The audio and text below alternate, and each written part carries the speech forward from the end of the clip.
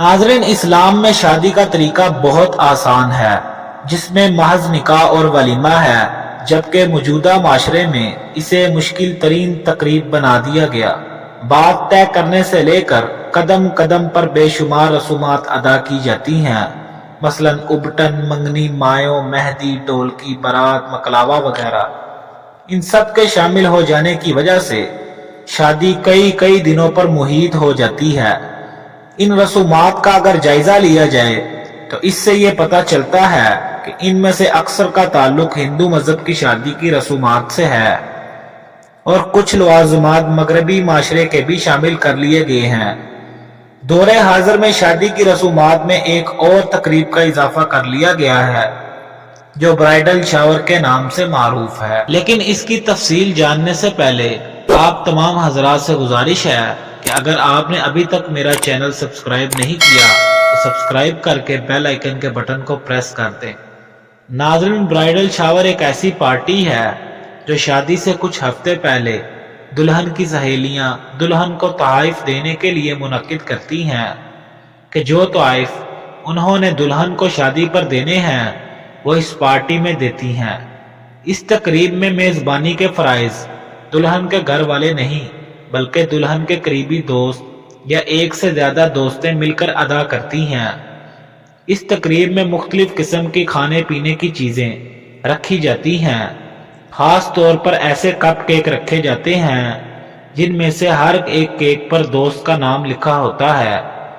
मुस्तकबिल की दुल्हन से इसके होने वाले शौहर के बारे में कई किस्म के सवालात और बेहुदा मजाक किए जाते हैं।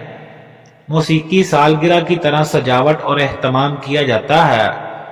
नाज़रीन, ये त्यौहार अभी नया नया ही हमारे मुल्क में दाखिल हुआ है, जो कि खुशहाल घराने के लोगों में तेजी से फैलता जा रहा है।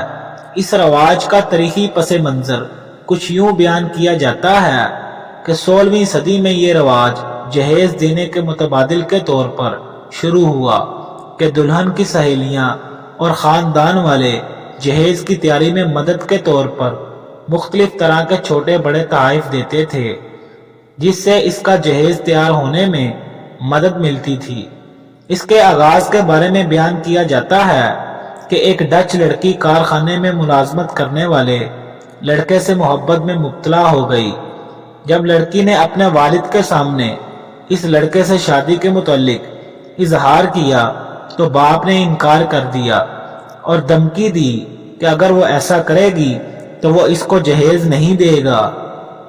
जब गांव के लोगों और लड़की की सहेलियों को लड़के और लड़की की इस मोहब्बत के बारे में इल्म हुआ तो उन्होंने लड़की के लिए जहेज तैयार करने के बारे में सोचा, मगर कोई एक फर्द तन्हा ये बोझ नहीं उठा सकता था। लिहाजा दुल्हन की सहेलियों और कुछ और लोगों ने मिलकर बहुत सा सामान तोहफे के तौर पर दिया। आहिस्ता आहिस्ता ये रस्म बन गई और बाकायदा रवाज की शक्ल पा गई। 19वीं सदी में ये अमेरिका और कुछ दूसरे ममालिक में भी फैलने लगा और आज ये कुछ और मगरबी ममालिक में भी आम है, और आहिस्ता आहिस्ता हमारे मुल्क के लोग भी इनकी नकाली में इस रवाज को अपना रहे हैं। अगर गौर करें तो मालूम होगा कि ऐसे मौके पर हमारे यहाँ सारे खेल तमाशे ये कहकर किए जाते हैं कि ये सब तो हमारे कल्चर का हिस्सा है। और इस्लाम का कल्चर से क्या ताल्लुक है? इस्लाम का हर चीज से ताल्लुक है, हर चीज के बारे में रहनुमाई देता है। अगर सकाफत में ऐसी चीजें हों जिनका ताल्लुक गैर मुस्लिम की इबादत, इनके अकायद या इसी कौम की दूसरी चीजों से हो तो शरीयत ने उनसे मना किया है। और नबी सल्लल्लाहु अलैहि वसल्लम का इरशाद है, मन तशब्बह बिकौमिन फहुव मिनहुम, जो जिस कौम की मुशाबत इख्तियार करेगा उन्हीं के साथ उठाया जाएगा। लिहाजा अल्लाह तबारक व तआला से दुआ है कि अल्लाह ताला हमें शादी वो भी सादी करने की तौफीक अता फरमाए। आमीन।